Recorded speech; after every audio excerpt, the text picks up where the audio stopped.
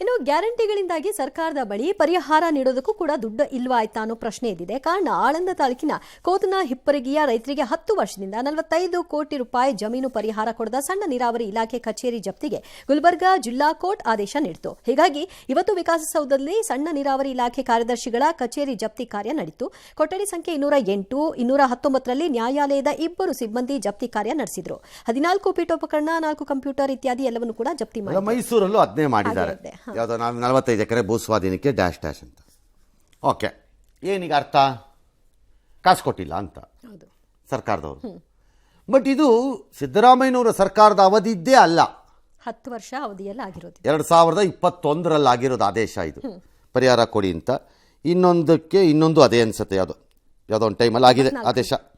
ಒಟ್ಟು 3 ವರ್ಷನೋ 4 ವರ್ಷನೋ ಆಗಿದೆ. ಫೇರ್. ಹಾಗಾಗಿ ಈಗೇನು ಹೇಳ್ಬೋದು? ನಮ್ದಲ್ಲ, ಎಲ್ಲ ಅವರು ಬಿಟ್ಟು ಹೋಗಿರೋದನ್ನ ನಾವು ತೊಳಿಬೇಕು ಅನ್ಕೊಂಡು. ಅದಲ್ಲ ಪಾಯಿಂಟ್.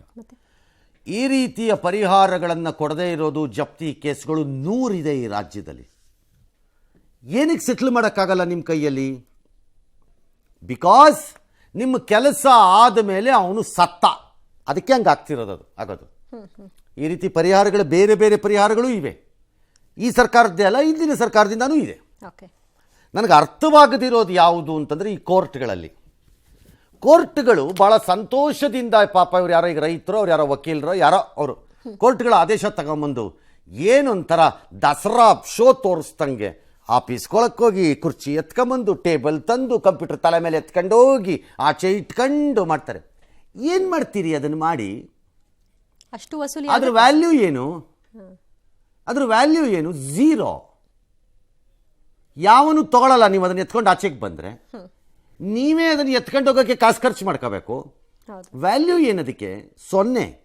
ನಂಬರ್ 1. ನಂಬರ್ 2, ನೀವು ಎತ್ಕೊಂಡು ಹೋದ್ರೆ ಯಾರು ಎದುರ್ಕೋತಾರೆ? ಆಫೀಸರ್ಗಳ. ಅವ್ರು ಯಾಕೆ ಎದುರ್ಕೋತಾರೆ? ಅವ್ರ ಮನೆದ ಎತ್ಕೊಂಡು ಹೋಗು ಅಂತಾನೆ. ಬೆಳಿಗ್ಗೆ ಬರ್ತಾ ಯಾವನಿಗೂ ಒಬ್ಬಂಗೆ ಫೋನ್ ಮಾಡಿ ಹೊಸದಾರು ಕುರ್ಚಿ ತರ್ಸಾಕೋತಾರೆ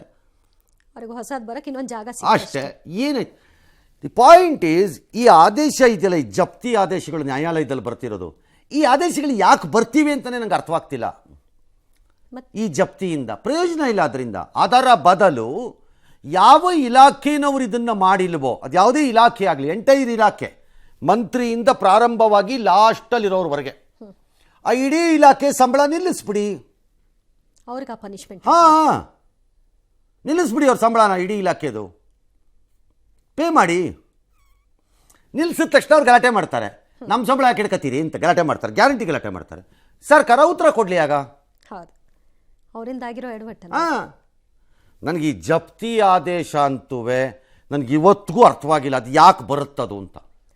ಅದರಿಂದ ಏನು ಪ್ರಯೋಜನ? ಟಿವಿಗೆ 20 ನಿಮಿಷನೋ 6 ನಿಮಿಷನೋ 4 ನಿಮಿಷನೋ ಸುದ್ದಿ. ಅದು ಅವ್ರು ಏನು ಕುರ್ಚಿ ಎತ್ಕೊಂಡು ಹೋಗೋದು, ಕುರ್ಚಿ ತಳ್ಕೊಂಡು ಬರೋದು, ತಲೆ ಮೇಲೆ ಒಂದು ಕಂಪ್ಯೂಟರ್ ಇಟ್ಕೊಂಡು ಹೋಗೋದು.